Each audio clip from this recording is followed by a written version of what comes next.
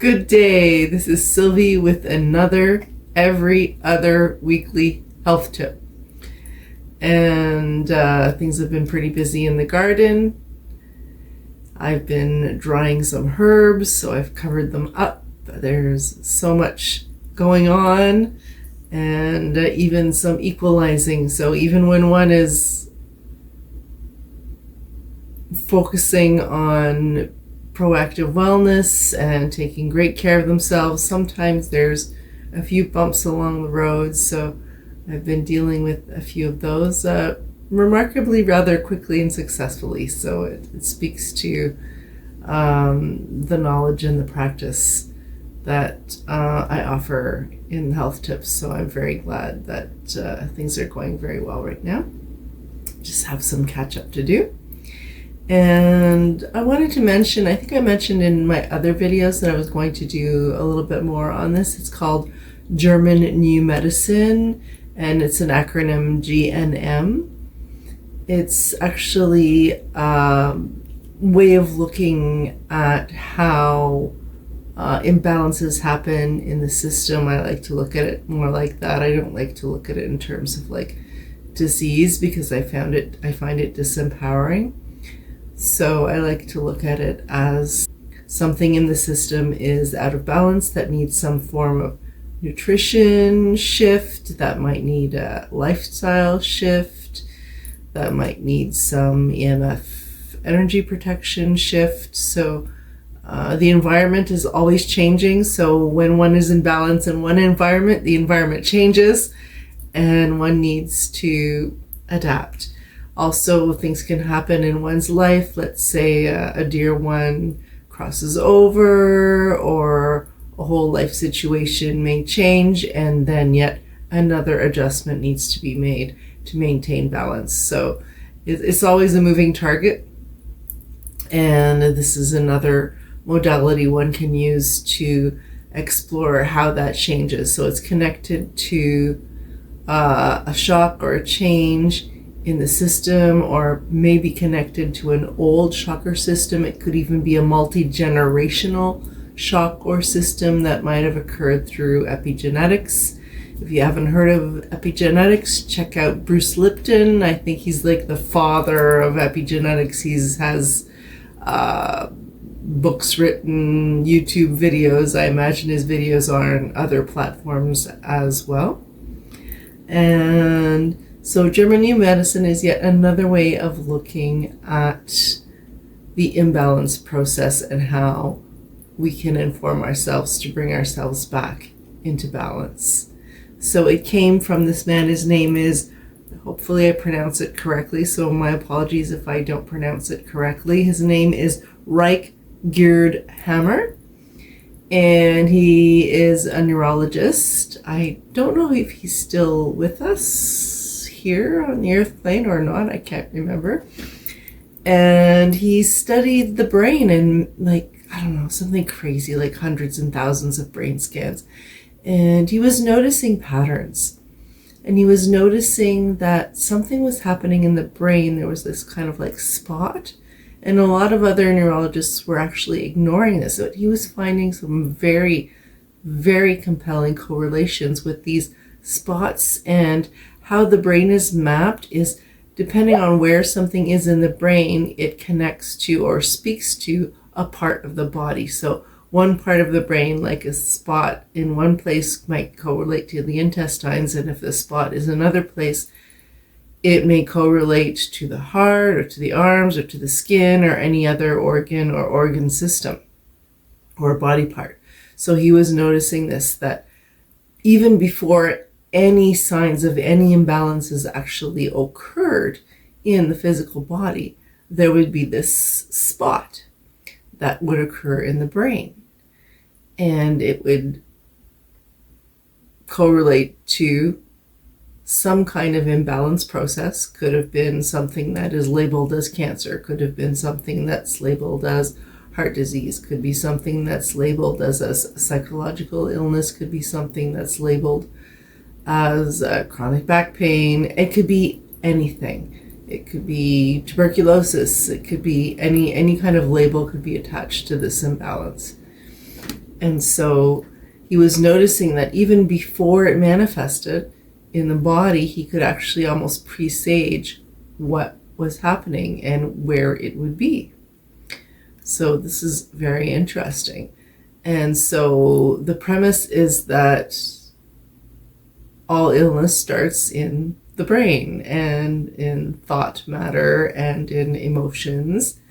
So that's consistent with the energy theories and the fact that we are essentially energy and light and thought forms first, and then we are the physical.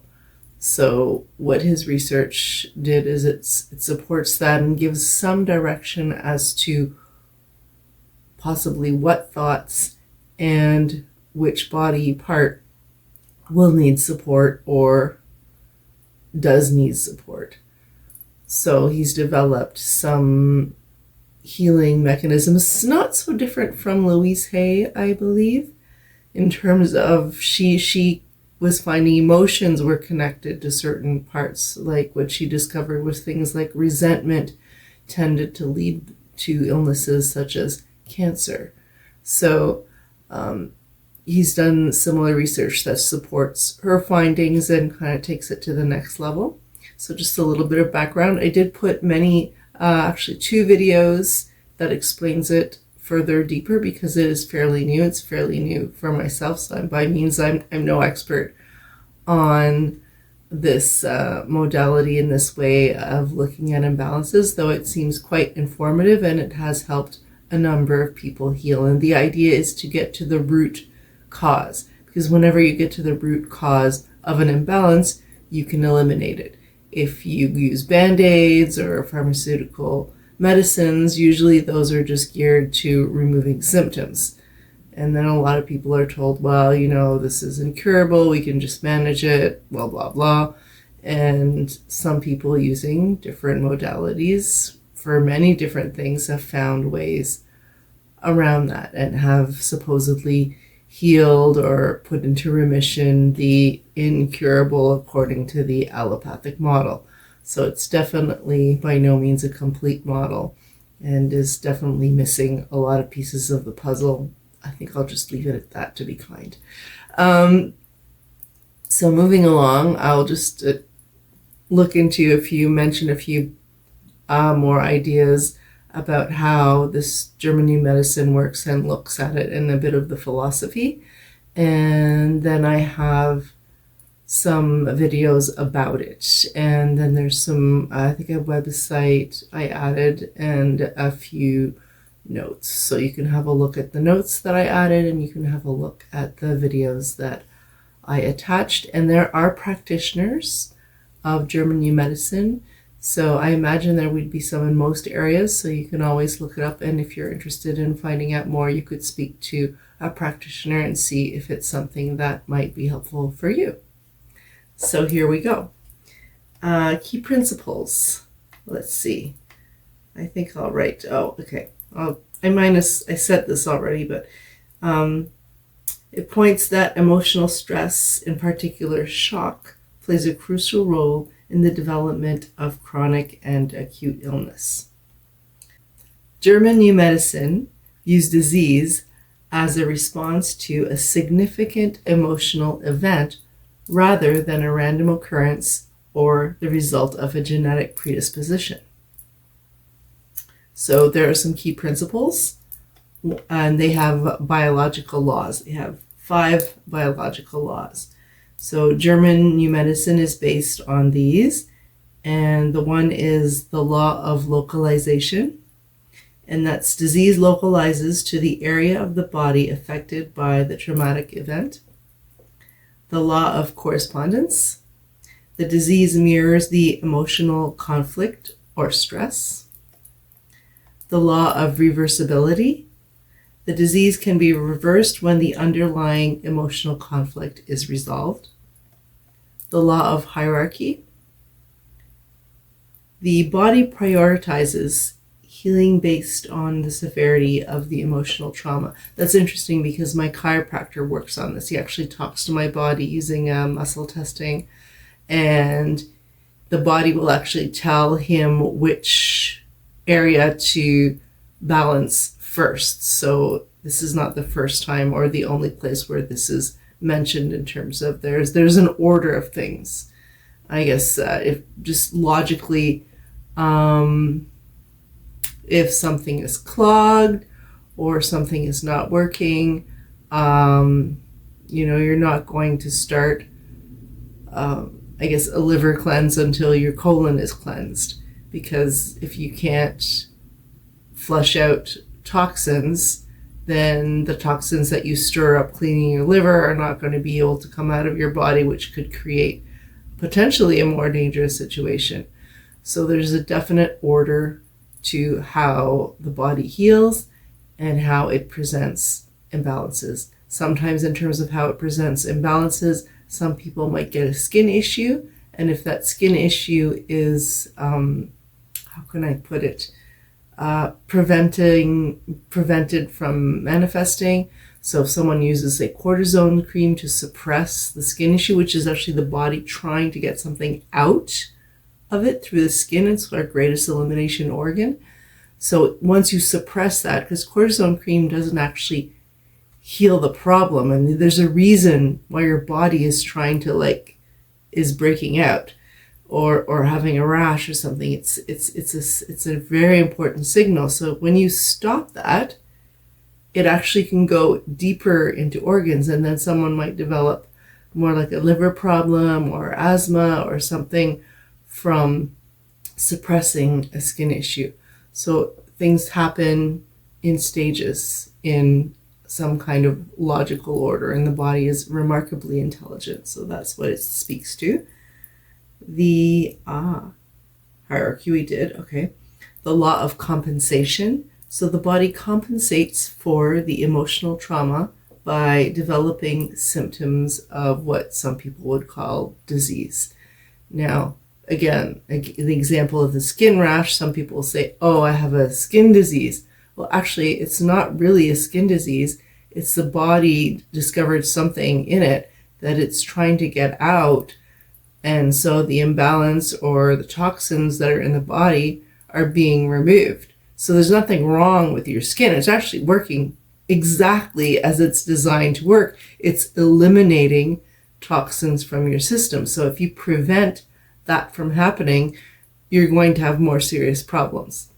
So that is how it does, compensating. And I remember watching another video a while back when I was learning about German New Medicine, and they mentioned, I might not be getting the facts perfect, but you kind of get the idea. They were talking about tuberculosis and community shock, and how all after the war, many people had tuberculosis, which is fascinating in terms of, it's horrible and fascinating in that the perspective of German New Medicine was that there was a shock, there was a fear for one's life. So when you're in shock and afraid for your life, your lungs need to function better for fight or flight. So what actually happens is some of the lung tissue gets dissolved so that there's more air so they can actually function better. So the body's actually trying to accommodate for this danger. Now, over really, really long term, because the war isn't a normal adapted fight or flight danger for any animal. So the human body, our physical being is designed to compensate for fight or flight and stress over short term.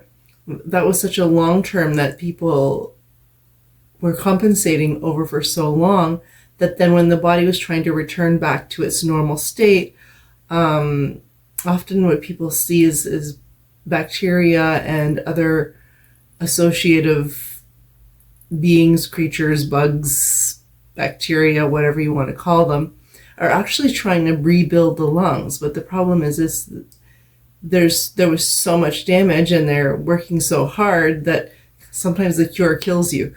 One of my mother's practitioner said that when she was working through some cancer. So it's trying to heal too fast. And then there's too many of the bacteria, and then there's too much mucus, and the body cannot keep up with the detox process that's involved with the repair process. So that was a really interesting look at that. So my closest analogy would be a lot of people, they study for exams, and you're like pushing it, and you're pushing it, and you're studying for these exams, and you're eating badly because you don't have time, you're staying up late, you're stressed out. But through that whole time, you're fine.